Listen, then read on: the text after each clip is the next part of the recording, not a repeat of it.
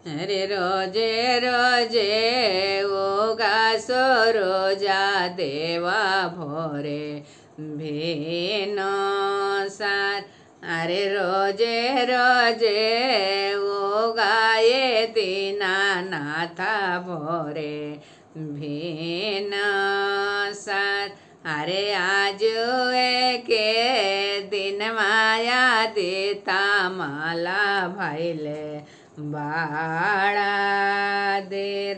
अरे आज के दिन सरोजा देवा भाईले बाड़ा देर।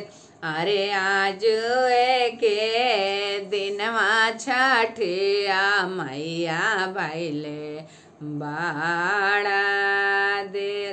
अरे 3 दिन के भूखल तेरे आवा गंगा हो बीचे खाड़। अरे 3 दिन के भूखल सेवा कावन गंगा हो बीचे खाड़। हाथा जोड़े करिला में नाती आए चटे मैया करी ओ पकार।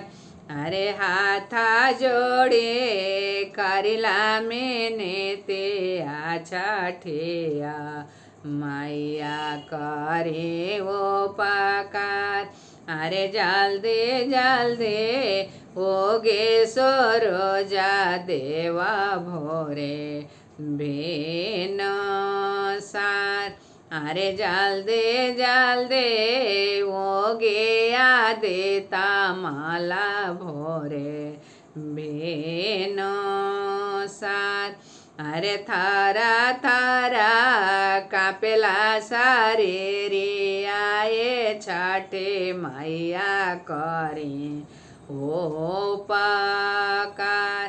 अरे थारा थारा कापेला सारे आए छठे मैया करे ओ पकार।